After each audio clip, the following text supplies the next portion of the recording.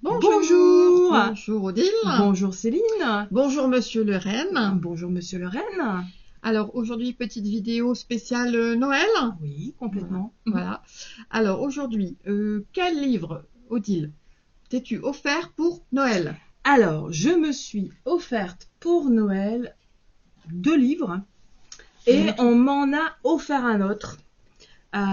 J'ai une très bonne amie qui m'en a offert un et qui a tapé dans le mille. Donc oui, je pense que je suis bien voilà. dans le mille.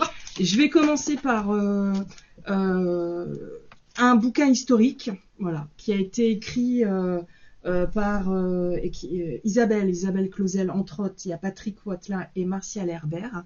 Isabelle Clausel est la présidente d'une association, donc le Cercle d'études en pays boulonnais, Voilà. et qui édite des livres d'histoire. Et comme vous le savez, on est passionné d'histoire, eh bien, j'ai rajouté à ma collection un livre Boulogne et Saint-Martin, ombre et lumière. Boulogne parce que j'y suis née, Saint-Martin-Boulogne parce que j'y ai vécu, et que mon cœur est toujours sur la région boulonnaise. Donc voilà le premier livre que je me suis offerte. Deuxième livre, j'avais adoré le livre Aurora Borealis de Nicolas Feuze. Ouais. Et donc j'ai pris le dernier, j'ai acheté son dernier. Donc La Secte, que je vais lire et vous aurez le droit à une petite chronique. Et j'ai sa dédicace, puisque il était présent au salon du livre du Touquet et ça m'a permis de le voir. Donc voilà. Et j'ai une très bonne amie qui a tapé dans le mille parce qu'elle connaît bien mes goûts et qui m'a offert Nicolas Feuze, parce qu'elle sait que j'aime beaucoup. Et sur ses conseils d'ailleurs à lui, comme il a dit que j'avais bien aimé Aurora Borealis, du coup il y avait de fortes chances que j'apprécie également. Donc dans la même veine, Le Philatéliste. Donc pareil, je vais le lire et vous aurez droit à une petite chronique. Donc voilà pour mes cadeaux de Noël au niveau de mes bouquins. Alors, et toi Céline? Alors je rebondis sur Nicolas Feuze. On est fan, hein. Enfin moi perso je suis fan. Donc je crois que on a bien compris. On a bien compris. Donc, personnage très sympathique au demeurant, oui, complètement. Et alors quand je suis allée au stand pour choisir ton petit livre, j'ai été étonnée de voir que Monsieur Nicolas Feuze écrit aussi pour les enfants. Alors enfants, je pense plutôt ado, je sais pas, à partir de 10 ans, mais bon, je me méfie un petit peu quand même avec Nicolas Feuze. Mais bon, il m'a assuré que c'était quand même assez soft. Donc du coup, je vais l'acheter pour ma petite cousine. Donc pareillement, je vais le lire et je vous le chroniquerai aussi.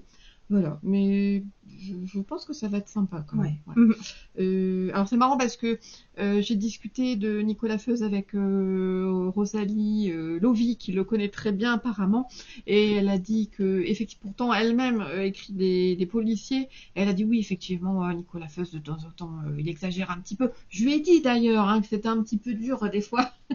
Voilà, par moments c'est un petit peu hard. Mais bon, il m'a dit qu'Aurora Borealis c'était vraiment le plus dur au niveau de ses livres. Donc je vous confirmerai ou pas, voilà, si c'est plus dur ou pas, en lisant les autres livres que j'ai de lui. Voilà.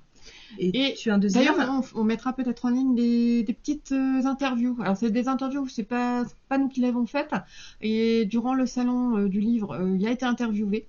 Et donc j'ai enregistré un petit peu, donc je pense qu'on mettra un petit peu en ligne. Voilà, c'est intéressant parce que justement il parle de la secte de son nouveau livre. Voilà. Alors moi, ce que je me suis offert pour Noël, je sors de Monsieur Rennes. Alors, c'est un livre qui est une. Monsieur le Cerf. Alors c'est un livre qui est une réédition. Ce livre a 50 ans. Il est paru en 1974. Donc comme c'est un livre américain, il faut compter une année de décalage. Donc cette année en France, c'est son 50e anniversaire. Et je parle du premier livre de Stephen King. Ah, c'est impressionnant. Alors il est absolument magnifique. Il est tout doré. C'est absolument superbe. Alors évidemment, rouge et doré orange. Un rouge pour le sang, doré pour le feu. Alors ceux qui connaissent savent pourquoi, évidemment. Alors je vous montre aussi le dos qui est superbe. Enfin, c'est vraiment, il y a un effort sur ce livre incroyable. Et le jaspage, voilà, il est magnifique. En fait, c'est rouge orangé, ça représente des petites flammes. C'est absolument mais magnifique. C'est vraiment un collecteur. Et en plus, nouvelle traduction. Il y a eu beaucoup de livres de Stephen King qui ont été traduits ces derniers temps. Il y a eu Shining, il y a eu Dead Zone, il y a eu Ça aussi. Voilà, donc il y a en ce moment des rééditions avec nouvelles traductions de Stephen King. Donc ça c'est plutôt sympa. Alors moi je suis assez fan de Stephen King, donc ça me permet d'annoncer que très certainement je vais faire peut-être une petite rétrospective sur Stephen King. Avec plaisir. Pour nous faire découvrir un peu plus ses œuvres. Peut-être je ferai une petite comparaison entre le livre et le cinéma. Stephen King, c'est vraiment je pense, l'auteur le plus mis en scène, le plus porté à l'écran, que ce soit en film ou en téléfilm d'ailleurs. Donc avec parfois grand bonheur et parfois voilà. Mais bon, je trouvais que c'était intéressant de faire une petite comparaison. Je pense que je ferai cette thématique-là. Voilà. Et alors c'est marrant parce que vous voyez que il y a une préface de Margaret Atwood. Et alors je ne sais pas si vous voyez parce que là sur les côtés jusqu'à côté de son nom on voit. Alors normalement c'est le seau, un seau avec du sang qui dégouline. Alors, pareil, ceux qui savent comprendront pourquoi.